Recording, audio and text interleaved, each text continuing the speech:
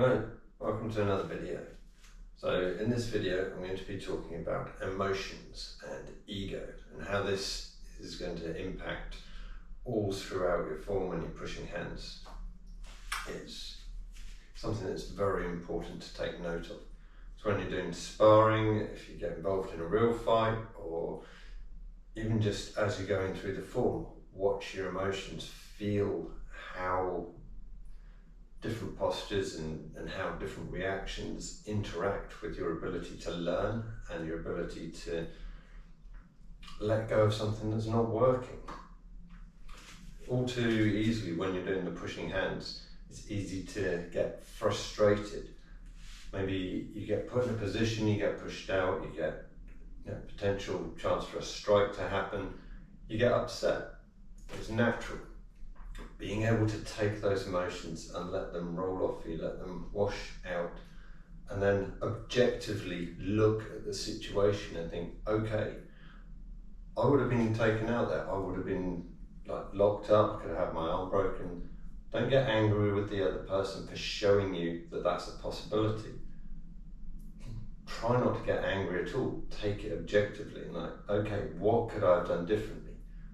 If someone gets you in a position that's really difficult to deal with, rather than pushing through it, go, okay, can you just hold it there for a moment and let me play with that pressure? How can I change it?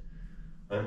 It's often much easier to pause a situation when you're doing sparring gently with someone than it is to go back to it later, because all the pressures change the moment you come out of it and you try and go back in. The pressure's all different, nothing works the same. So just taking that ability to go, hold on a sec, can you just hold it there? Yeah, hold it there. I need to play with that a moment. How can I actually get out of this? Can I relax my shoulder? Can I change the way the whole thing moves? Playing with that pressure is extremely important, and your ego will often get in the way. You'll be like, but I can do this, I get out. It's like, maybe you can with this person, but maybe if there's someone stronger, you can't. Maybe if they move in a different way. Take your ego out of it and play with the pressure, play with the directions, the circles, play with all of it. Your ego is going to get involved in so many different ways. Sometimes you may get frustrated because you keep getting pushed out the same way and you can't figure out a way around it. That frustration locks your mind up here. Once your mind gets locked up, you lose that freedom of movement and you get stuck. Your mind gets stuck, your body gets physically stuck, and then you get locked up and you keep getting pushed out and you get more and more frustrated and it just spirals out of control. Taking that and just allowing it to drop out and go, okay, I'm going to take a spectator's view on this. I'm going to look from the outside in. So you could take an external view from the sides, just imagine yourself looking in at what's going on and try and figure out, and asking your training partner, just hold it there a sec, I want to play with this. And yeah, maybe that pressure will change slightly as you change, but it gives you a chance to actually see where those possibilities are within that framing of space that you're in. And not only that, playing with those pressures there and then allows you to understand, even in a different situation, how those pressures can apply to what you're doing at that time. Similarly, or conversely as it were, you may find that something's working and it makes you feel great. Yes, that finally worked. But that emotion of success can get in the way as well. Because you're like, yes, that's brilliant, and then you're not paying attention to something else that's going on. That may lead you into other problems.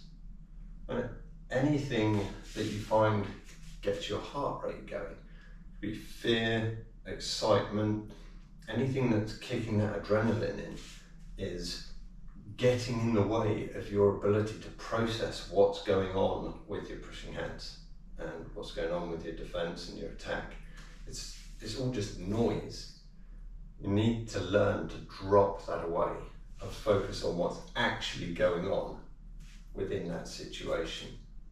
If you were to get into a fight on the street, like real fight with someone, and you have no choice but to defend yourself, your heart rate is going to skyrocket, and that's going to impede you.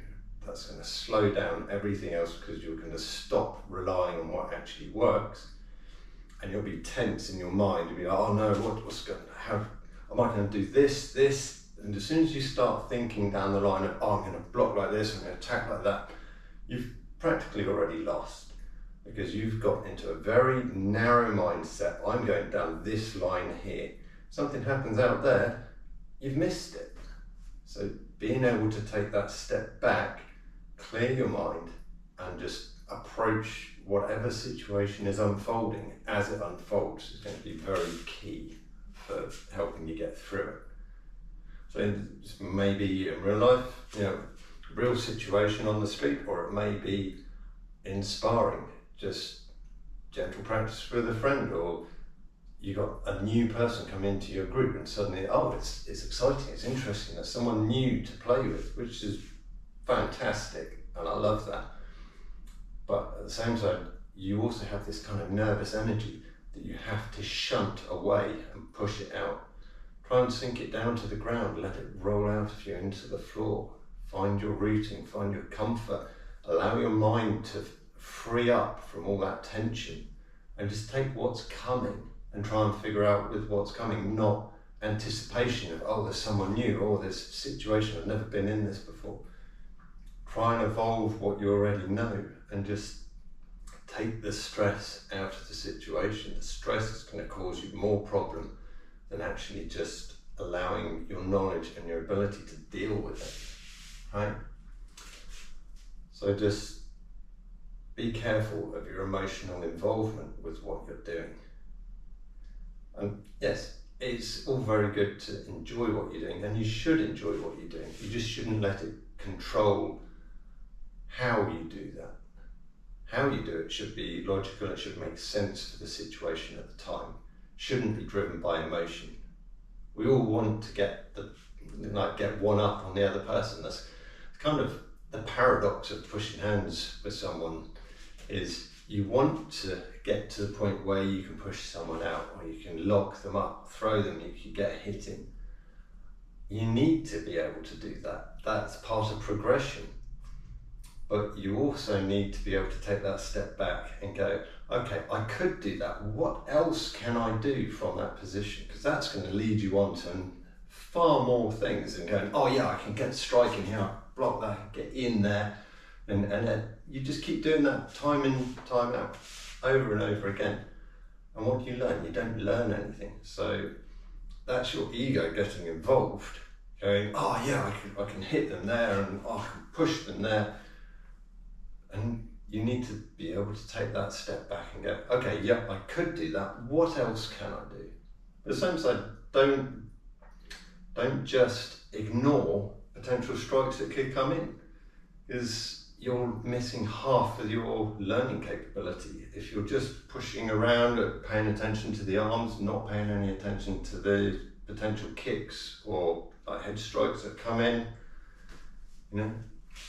So just pay attention and just be aware of your emotions as much as your position and your structure and routing and everything else that's going into your pushing hands. And this does affect pushing hands far more, I think, than it does going through the form. But going through the form, you also have to be aware of paying attention to what you could potentially be doing wrong, and quite likely are doing wrong. And if your ego's getting in the way, going, oh yes, I prefer, oh, that feels great, I did that perfectly. And maybe that's better than it was yesterday. Brilliant, carry on, play with it. Is there anything else that could be better with it? Right?